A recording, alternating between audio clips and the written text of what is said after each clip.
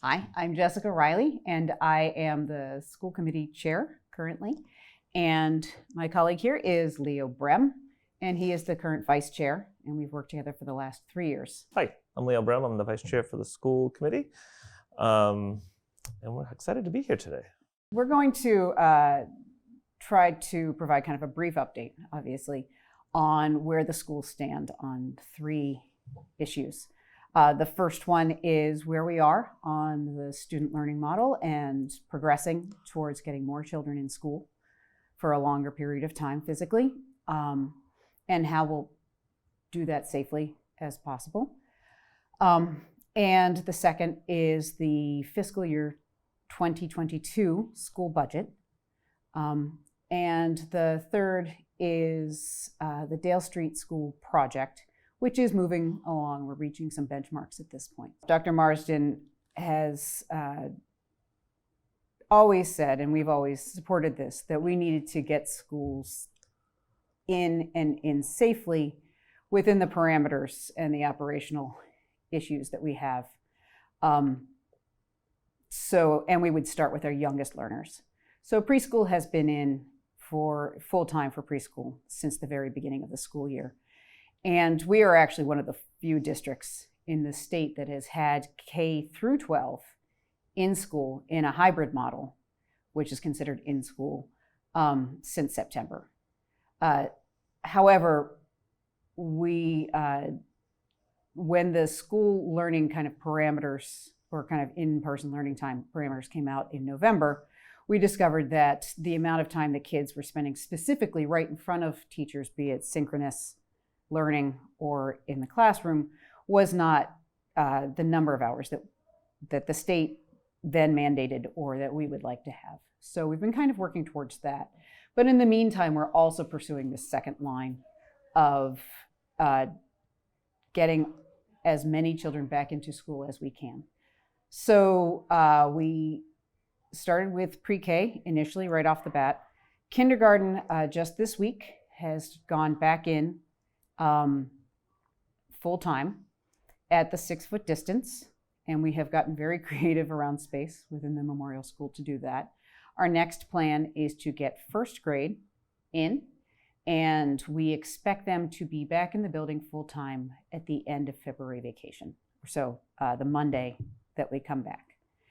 At that point, as we are looking at space, and also it becomes an issue around the vaccination schedule, because last night at the school committee meeting, Dr. Marsden very specifically put kind of a stake in the ground, a goal for us to have K through 12 in school full-time, masked and still socially distanced, and keeping many of the safety measures in place, along with a plan for pool testing, which will allow us to kind of know where an outbreak might occur before it becomes much more serious, and available rapid antigen testing throughout the schools for all children, should they need it, should they exhibit symptoms. And we would like to see that happen as of April 5th. A large part of that depends on our educators being able to be vaccinated and having the time to develop the immunity that is, specific to how. I'm going to go back. We need to have our educators vaccinated so that we know that they have had the opportunity, at least, to be vaccinated, and that they've had the opportunity to, if they have been vaccinated, build the immunity that is considered optimal off of the vaccine. Unfortunately, the other day, when they were looking at phase 2 vaccinations, educators were bumped down in terms of priority within phase 2. We're hoping that either the vaccine pipeline that we've been told about will start gushing multiple times, does start to do that, and it becomes less of an issue around timing. But again, our kind of stake in the ground is April 5th. We would like to see kids have a solid chunk of time in school full-time. And we can't say that it won't go without bumps, but there has been no evidence in our community or most communities at this point of in-school spread. A lot of the cases that we have had have community spread and within family spread. Jess, a couple questions. Just because that was a very thorough statement, I think some of our viewers at home might not know what synchronous learning is.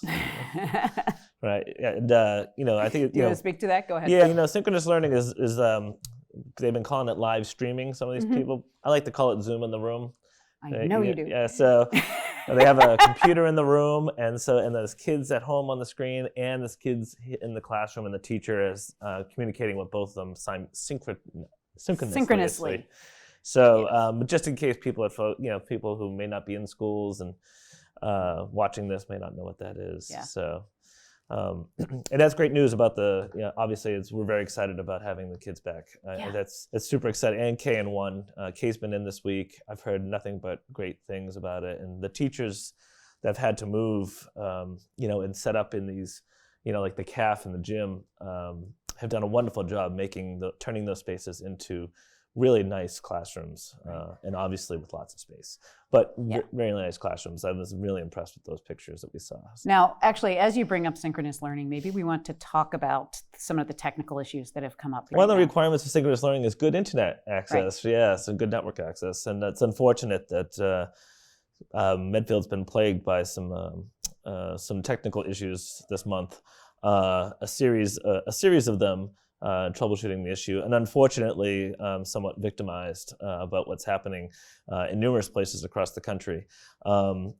We live in a world where the internet everything runs on the internet and relies on it full time, and some people around the world feel like it is their duty to disrupt that through various types of attacks. And this particular one, Medfield, was a victim of what's called a Ddos attack. And they do it very quickly to disrupt the connection. So they send a ton of traffic at our internet access to make it slow down, and which will break all those Zoom classes. And it puts it down for about 7 or 8 minutes, and then it stops. So you can get back on again, and then they do it again, And so very disruptive, and it's very hard to mitigate. So it's unfortunate. They took some time to get some equipment and some services in place to get that corrected, and let's hope that that's behind us now. Right. So, the day that we record this, we are actually in remote, not because of COVID infection, but literally that our outside vendor and for internet access and our network staff are working to make sure that this problem is mitigated to the best extent that it can be, so that we do not live in this world of extreme frustration. I know that they're stress testing the system today, but we need to fix it. And this is something that municipalities are struggling with, and there's no good, fast, or easy answer. To some extent, is there a positive to the fact that we have literally gone through our entire network, our access points, our technology, and have been able to really break that down in a way that we wouldn't ordinarily get to within a normal school year? Any kind of updates or anything else, we're all done. I would like to have figured out a different way to do that rather than in the middle of a pandemic where half the school is Zooming in, but we take our good with our bad. But it is just so unfortunate, and it does seem like one more thing, and I know that it has taken so much time from progress that we would like to just be able to make getting kids into school safely. So and other topics, we last night had the annual public budget hearing for fiscal year 2022, and Dr. Marsden presented his proposed budget.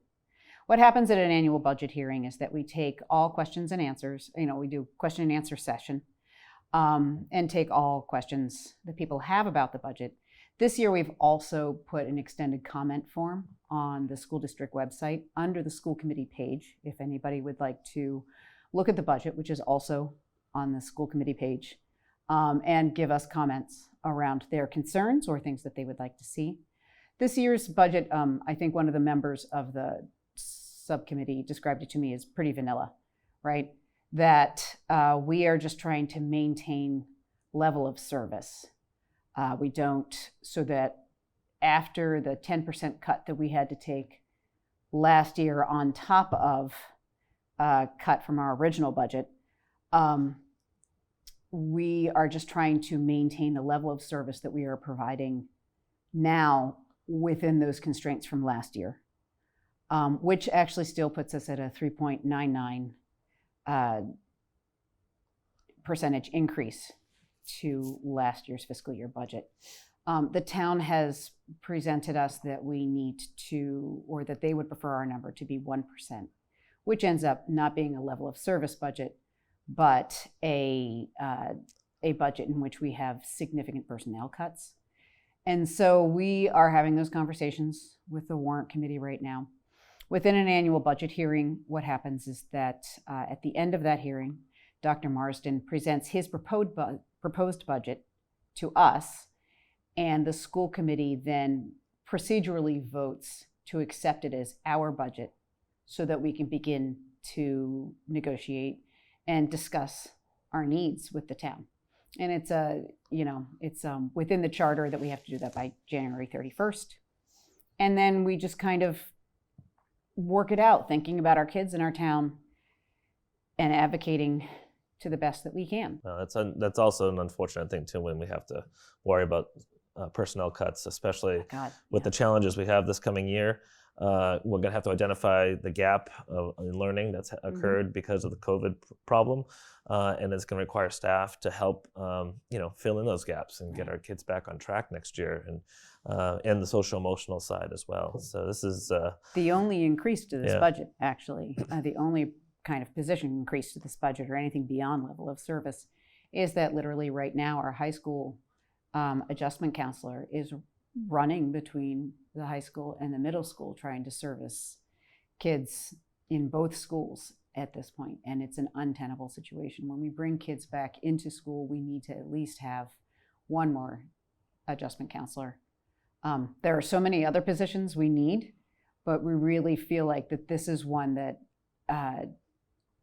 it will be needed so intensely, so immediately, and there will be no ramp up for whoever this person is, that we need to really focus on making sure that that position stays in as much as we can. Just can you clarify a little bit what the adjustment counselor does for our schools? Right now, our school adjustment counselor is Russ Becker.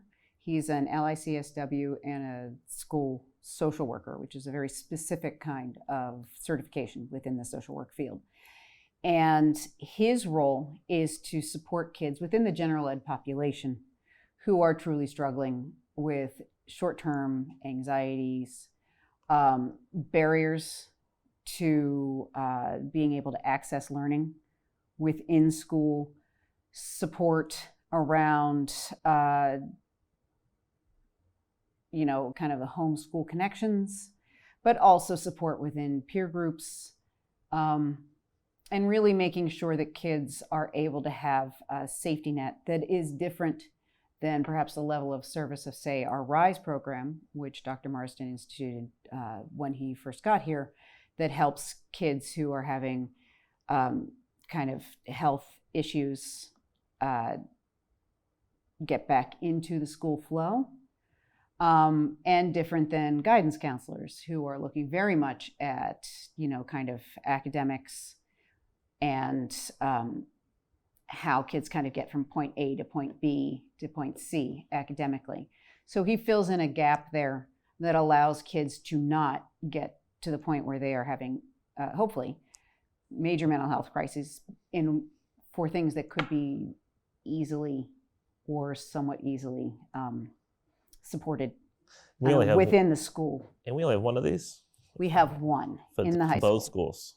Yes. Yeah, Yes. Now we also have school psychologists who also do, as well as testing, they do counseling groups.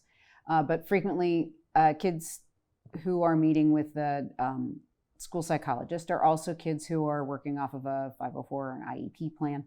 So there's kind of a different bent to their interventions there. But Russ is truly the person who is working on the ground every day to make sure that our kids are able to kind of get through these challenges of everyday life and currently of pandemic life and being an adolescent at the same time, which is neither one of those things are particularly easy separately. So, well, the budget is definitely going to be something that we're going to have to. It's going to be a primary focus, and it's going to be a tough road because we can't get blood from a stone. And let's just hope that we can maybe get some more stimulus from the government. But if not, we're going to have to really. A little disappointed in the governor's numbers on his original budget that was released on Tuesday.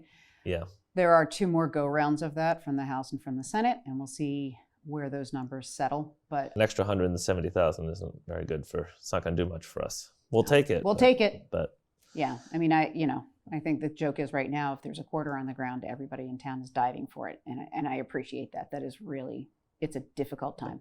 But so aside from the budget, I think the last thing we really wanted to talk about was the Dale Street project, which is really it's a coming to an exciting time. Yeah, a little shiny spot there with all the issues. Well, I represent the school committee on the Dale Street project, and we're excited because we just met with MSBA to review our education plan, and we got some very nice kudos from the board, saying that it was one of the best plans that they've ever read, and so we took that as a great compliment because we've put a lot of time and effort, as you know, into gathering feedback from the community and from our educators and our students about what they would like to see in a brand new elementary school. And the education plan has to correlate exactly with your building plan. Correct. Right. Yep. So it isn't that the MSBA is looking at are you coming up with a great education plan for 4th and 5th graders? They're saying, does your education plan mesh and make the most use of the space? And is the space enhancing the education for the children that you plan to educate within that building? They want to know about how you're planning to conduct pedagogy in the building, and if you're going to be doing small groups and and breakouts and types of things, you got to make sure you have the flexible space to do that. So they design the space around our plan and the site that it's on. So, and our architect has made some very nice proposals on how to fit the school nicely to complement the other building that will be on the site. And I can't tell you how thrilled I am about the instructional impact that will have about having continuous 4 grades on one site. Right, and that was one thing that the MSBA really focused on how important they thought having both of those buildings as a campus measure. Although they were disappointed that we did not feel as though we could do a 3, 4, 5, having those 2 buildings in the same place helped them feel like we were meeting that need within the community. Yeah, we're coming closer at least, right? So and I think it'll be good for our students on that transition from school to school, which is very difficult for our little ones. So we're excited about that, and they'll be able to share resources as well on that same site.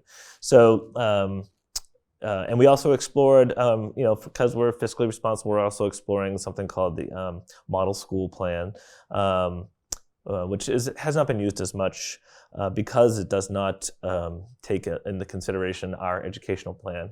But we're exploring that as well. And we're excited to move forward. We have a meeting next Wednesday of the Dale Street School Building Committee. And the select board, right? And the select board, next week. So we're excited about what our next steps will be there. And that's a Zoomable, attendable meeting, correct? Yes, we are all Zoom in the room for our meetings. Yeah, it would actually be very nice. I have to say that just informally, we have been able to see so much more public input from having Zoom. Again, when we talk about challenges and that there are always good things that come from really rotten situations. For instance, our network, it is really at peak capacity at this point. That's right. If we could get the data in. And the Zoom has, on a good night, if we had a school committee meeting, we would have 5. Maybe 5. People. And now, I think the lowest I've seen was last night. Like 70 or something. I I think know it was 53. I saw at peak, it was 53, but I've seen 400 people there too, which is amazing. It's a challenge to level up to running a meeting in which 400 people want to talk to you, which is a little different than, so we've had to put some kind of parameters in around that are a little different than what we used to do when we had one person, but it's great, and we're figuring it out. You're right about the silver lining. I hope that the Zoom is one of the things that we keep for our meetings to allow people to have access to our meetings. Yeah. There's a few silver linings too. Even with the skill sets around technology for all of our students and staff and our parents is one thing, and then the parents being familiar with our curriculum. Is going to be large, and the organization of our curriculum moving forward will be, in that digital format, will allow that curriculum to be sent home easier. So I'm really excited about some of those silver linings. So when we go back next year. In crisis, opportunity. That's right, absolutely. Unrelenting crisis is boring, but in crisis, opportunity. And I can't, because we have this opportunity, I think it's a good opportunity to thank our teachers again, too, for the painstaking work that they are pivoting every few months with the changes as Dr. Marsden and the team are figuring out how to get more face time with students. They're the real reason that our students are losing out, because the whole purpose is to get our kids in front of them, and that's the driver, and they're doing their best, to roll with it. And I can't say enough about them. Very much so. And our parent partners. I think from the very beginning of this, we thought about parents as our partners.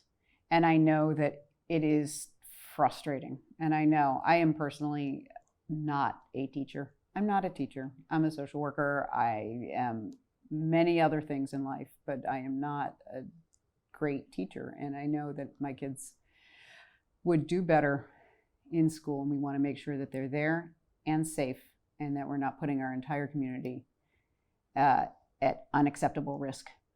So we're being as careful as we can, and at the same time getting them in.